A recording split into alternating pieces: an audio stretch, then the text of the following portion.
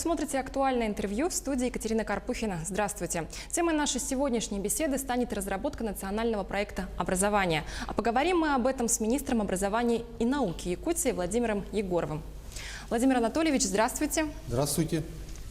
А президентом страны 7 мая был издан указ о национальных целях и стратегических задачах развития Российской Федерации на период до 2024 года. Образование в этом указе одно из центральных главных направлений. Скажите, пожалуйста, какие цели сейчас стоят перед республикой и страной в целом на ближайшие 6 лет? Да, действительно, этот указ очень серьезное внимание обращает на образование. И вот среди 12 федеральных проектов, которые сейчас разрабатываются уже в развитии этого указа, один из федеральных проектов называется, вернее, национальных проектов называется «Образование». Хотя есть там еще два национальных проекта, это цифровая экономика и демография, которые также имеют отношение к образованию. Но вот национальный проект образования состоит из 10 федеральных проектов, каждый из которых представляет собой достаточно серьезный такой проект, можно сказать, да, для того, чтобы реализовать то или иное направление. Это, например, проект «Современная школа», который включает в себя такое вот серьезное обновление материально-технической базы наших школ, да, особенно в сельской местности. Вот. Также, значит, делается акцент на том, чтобы по-современному преподавать предмет технология, создаются специальные такие центры цифрового технологического гуманитарного образования. Да? Вот. Есть проект «Успех каждого ребенка», федеральный проект, который направлен на то, чтобы развивать гармонично такую развитую личность из наших детей. Да? Вот. И, собственно говоря, вот все вот эти документы, они на самом деле вот, ведут, точнее, все эти проекты ведут к выполнению двух основных целей, которые поставлены в указе президента. Это, во-первых, обеспечение конкурентоспособности нашего образования. Стоит задача попасть в десятку лучших по общему образованию, мировую десятку лучших. Вот. И второе – это воспитание гармонично развитой личности, социально ответственной, при этом на базе таких культурно-нравственных ценностей народов нашей России, на базе исторических, культурных традиций. Вот. И вот на вот эти две цели как раз-таки направлены все вот эти федеральные проекты. Ну, несколько подробнее могу рассказать. Давайте тогда поговорим про цифровизацию образования, раз мы затронули уже этот проект. Да, как изменится вообще система преподавания? Возможно, мы откажемся от учебников, какие-то нововведения будут. Вот что нам ждать и как вообще к этому подготовиться? Ну вот действительно два национальных проекта сразу относятся к цифровизации, да, и цифровизации экономики и цифровизации образования. Значит, соответствующий федеральный проект называется «Цифровая образовательная среда». И в рамках цифровой экономики должно быть обеспечение всех населенных пунктов высокоскоростным интернетом. Стоит очень серьезная задача обеспечения, например, с оптоволоконной связью с скоростью 100 мегабит в секунду, это в городских населенных пунктах, а в сельских населенных пунктах должны мы добиться 50 мегабит в секунду. При этом, конечно же, вот это даст новые возможности для образования.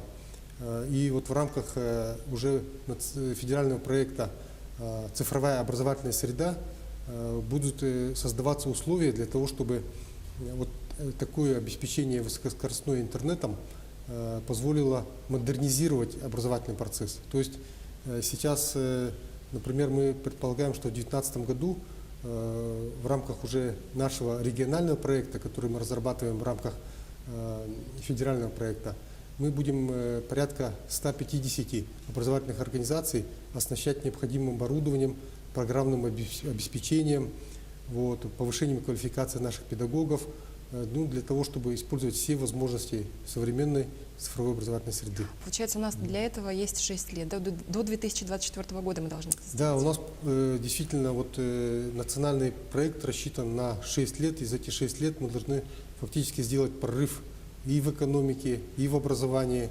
И поэтому необходимо вот сейчас нам быстро перестроиться, наладиться и начинать активно участвовать в этих процессах.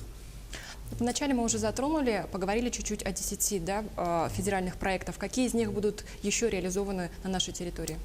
Значит, на самом деле мы планируем участвовать во всех 10 федеральных проектах, но вот в 2019 году мы будем участвовать в 3 проектах. Первый проект — это, я уже сказал, значит, современная школа. Вот, здесь мы предполагаем, что порядка 30-40 наших образовательных организаций мы оснастим соответствующим оборудованием для создания центров цифрового и гуманитарного образования. Вот. И второй проект, в котором мы участвуем, это проект «Цифровая образовательная среда». Здесь мы вот порядка 150 образовательных организаций, это и общее образование, и профессиональное образование будут участвовать вот в этом проекте. Ну и также третий проект, значит, проект, который у нас, значит, будет реализован на базе нашего федерального университета. Это в рамках федерального проекта «Успех каждого ребенка» будет создан Центр развития современных компетенций, где будет такая современная образовательная среда, значит, коворкинг-центры, лектории с использованием инновационных методов, что позволит нашим детям со всей республики воспользоваться вот этим вот центром на базе нашего флагмана образования Федерального университета. А то, что касается муниципальных районов, там вот проекты будут реализовываться? Да, конечно, получается вот эти 38, мы сейчас в проекте у нас 38, мы принимали заявки от муниципальных районов, произвели определенный отбор, да, 38 у нас отобрано образовательных организаций со всех муниципалитетов, которые будут вот оснащены соответствующей материально-технической базой для создания центров гуманитарного цифрового профиля. Да? Как проходил отбор? Отбор, в общем-то, получается, что муниципальные образования, они сами определяли те образовательные организации, на базе которых это можно сделать наиболее эффективно, с наибольшим охватом и где есть вот возможность для того, чтобы удовлетворить федеральным требованиям. Вот. Ну и по цифровой образовательной среде, конечно, мы возлагаем очень большие надежды, что мы фактически каждую школу мы должны, в конце концов, за эти 6 лет оснастить современным оборудованием, чтобы наши дети могли учиться у педагогов лучших со всей России, может даже со всего мира.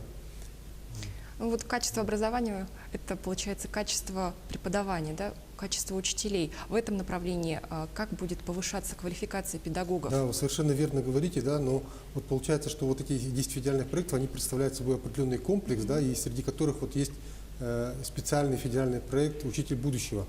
В рамках этого проекта предполагается создание центров непрерывного создание центров непрерывного профессионального роста. И, проще говоря, центров педагогического мастерства, где наши педагоги также будут иметь возможность обучаться, повышать свою квалификацию на современном оборудовании с тем, чтобы суметь использовать уже для своей работы со своими школьниками. И, конечно, значит, будет уделено большое повышение именно учительскому росту, причем не только, вот как мы сейчас говорим, по категориям, да, но и предполагается создание таких должностей, как учитель-методист, значит, учитель, значит, который распространяет свои знания, да, ну и еще определенные категории добавляются, да. Поэтому, в принципе, престиж учительской профессии должен расти, это должно помочь как-то вот нашему образованию интенсивно развиваться. И еще вот здесь интересный момент вот в рамках этого же проекта «Учитель будущего» — это центр аттестации. Центр аттестации не только учителей, но и руководителей образовательных организаций. Сейчас руководители образовательных организаций должны быть уже высокопрофессиональными, владеть современными технологиями, знать методику, видеть тенденции развития образования, да, поэтому здесь этому тоже будем уделять очень большое внимание. Якутия достаточно большой регион, а как привлечь этих учителей, которые пройдут обучение, чтобы они работали на районах, в селах в первую очередь? Ну, на самом деле, конечно, это такая комплексная задача для, можно сказать, экономики нашей республики. Вообще, конечно, сейчас вот все правительство республики, да, работает над проектом стратегии Сейчас мы ориентируемся на 1932 год. Мы знаем, что в 1933 году те ребята, которые сейчас поступили в школу, как раз уже пойдут работать. Поэтому мы за это время должны подготовить наших детей к взрослой жизни, к работе. Да, и цель номер один вот этой стратегии, да, это создание человеческого капитала.